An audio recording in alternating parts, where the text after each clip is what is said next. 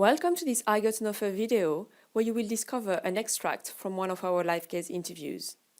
This extract corresponds to the first 10 minutes of one of our 40-minute live case interview videos.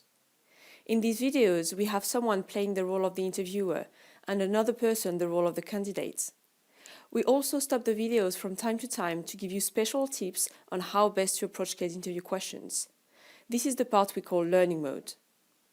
To make the most of these videos, you should take an active role and answer the interview questions yourself before listening to our answers.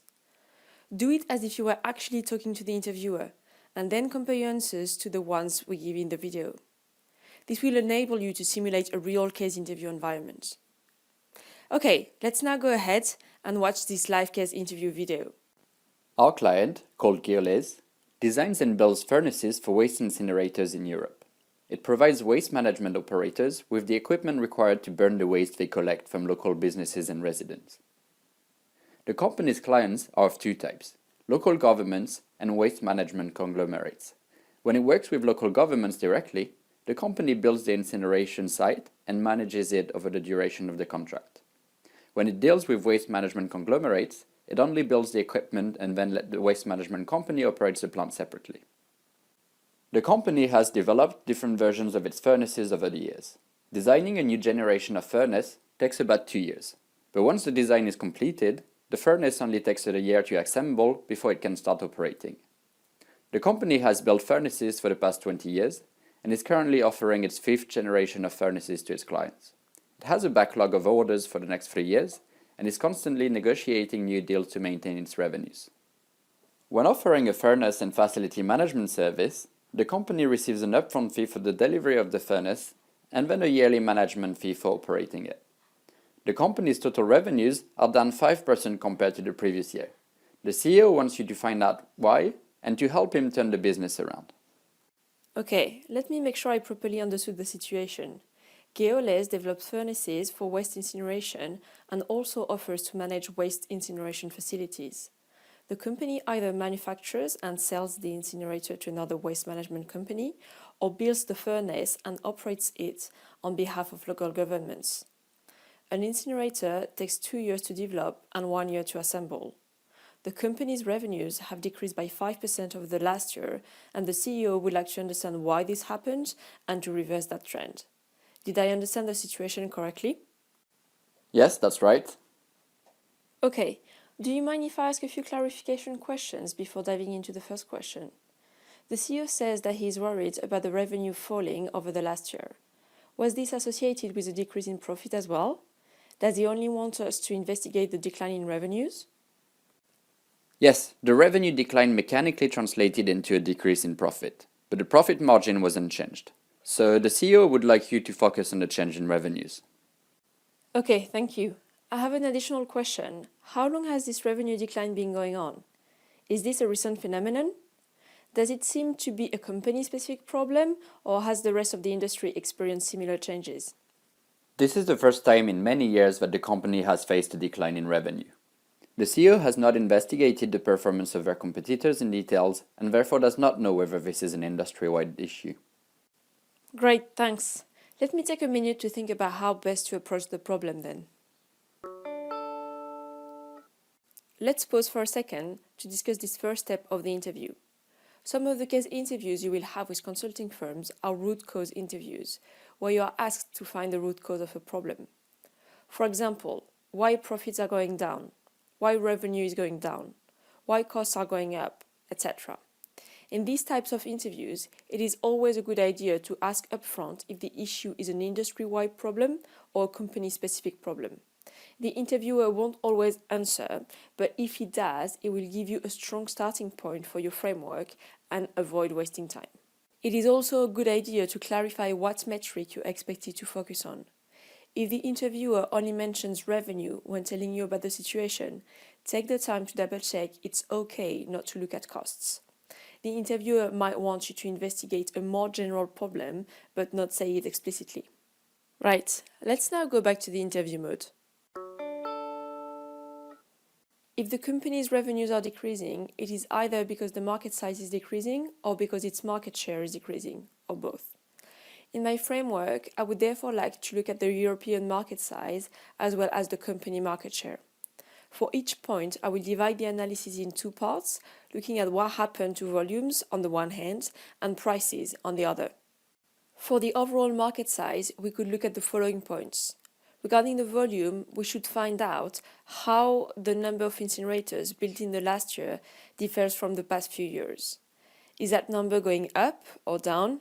What are the drivers of this movement? One of the key drivers would be the volume of waste produced. If people produce less waste because of changes in consumption behavior, for instance, then less incinerators are needed. Another key driver would be the development of alternatives to incineration. If larger volumes of waste start to be processed via other methods, such as recycling and landfill disposal, then less waste will be incinerated in the future, and the demand for furnaces would have been impacted over the last year. We should therefore look at whether there was any changes in the mix of waste processing methods used, or whether any new regulations might have changed the outlook for waste incineration. In addition, I would like to understand whether any changes affected the volumes of contracts with local governments. Have waste incineration companies signed more or fewer deals with local governments? These changes could come from governments not renewing contracts, for instance because they are shifting their waste processing towards alternative methods. Alternatively, government may have reduced the demand for waste incineration services because they have recruited and trained in-house teams to manage the facilities themselves.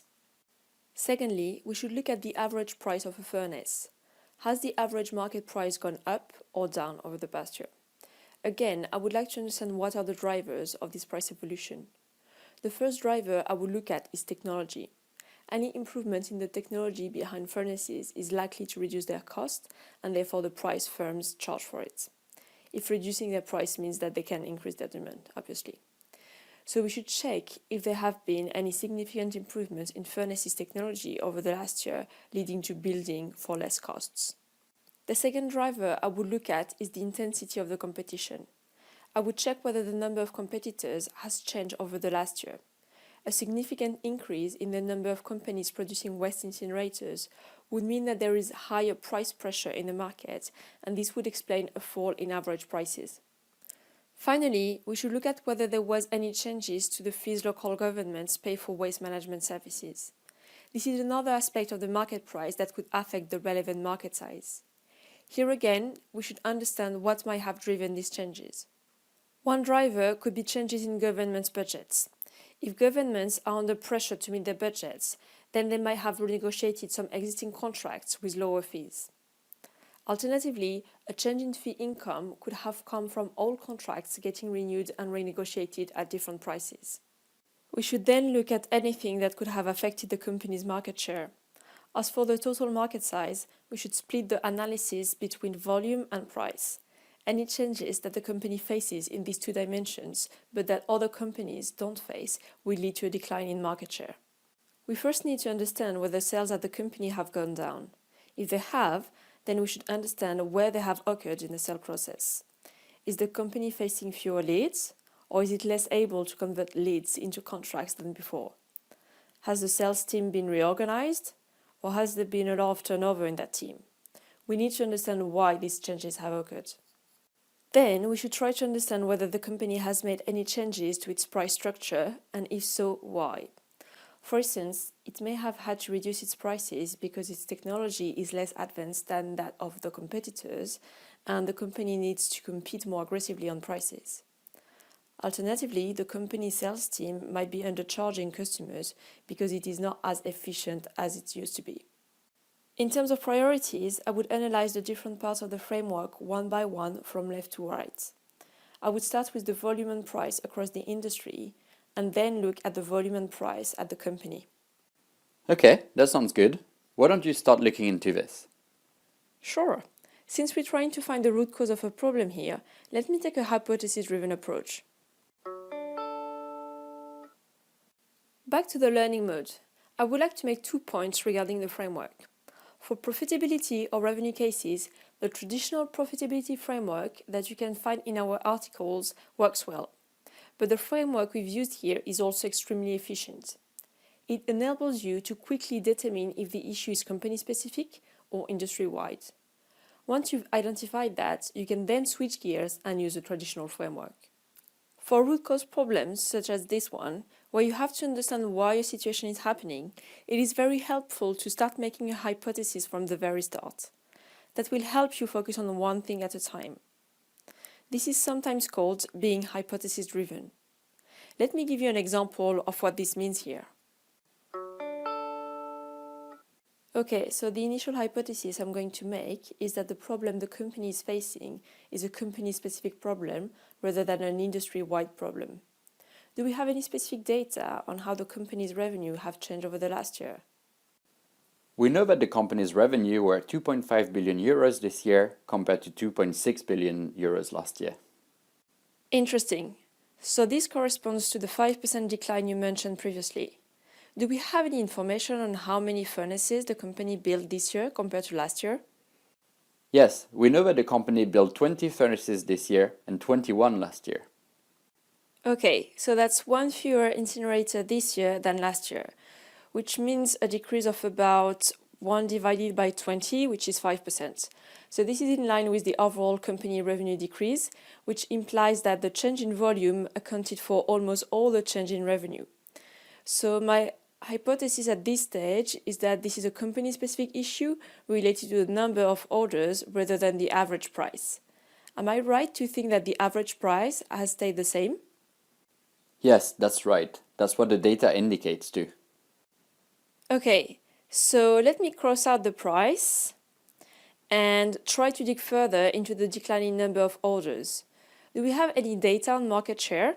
This would help us determine whether the orders the company missed went to a competitor or whether the clients just did not want to build more furnaces. No, unfortunately, we don't have any data on market share. Does the CEO know if we got as many leads this year as last year? Yes, the way the business works is that the company answers requests for proposals from local governments.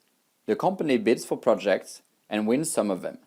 The CEO has looked into your question and found that the number of requests for proposals is decreasing, but the proportion of projects won has remained constant. Okay, that's interesting. If the number of requests for proposal has decreased, then that suggests that the market size is decreasing. So let me summarize the situation here. So far, we know that the company's revenues are decreasing by 5% because of a decrease in number of orders, and that this decrease is linked to a decrease in demand in the market. My new hypothesis is therefore that the company is seeing a decrease in its number of orders because of a decrease in market size. I therefore now would like to look at the other side of our framework. Back to the learning mode. When you ask for some data, it is worth mentioning why you would find that piece of information interesting. In many cases, it may seem obvious to you and your interviewer, but it shows that you have a clear process in mind to get to the answer. Otherwise, your interviewer might wonder whether you're just asking for any possible data that crosses your mind. For instance, when I asked for the market share above, I told the interviewer that this would help me understand whether the orders the company did not get went to a competitor. Secondly, notice how I've crossed out the price part of my framework physically on the screen. This can be done in a similar way on a piece of paper. It clearly indicates to my interviewer that I'm ruling out the option and really focusing on the rest. Finally, you should note how I've summarized the situation before changing hypothesis and switching to another part of my framework. This helps both you and the interviewer keep track of where you are. Okay, this is it for this extract of our live case interview video. I hope you find it interesting.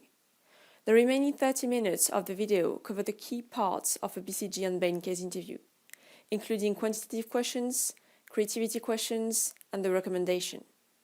To get more insight into case interviews, check out our BCG and Bain case interview training program, where you can find our I Get to Know a Method video, complete live case interview videos with special tips, practice questions, and practice case interviews, as well as dedicated support from our team.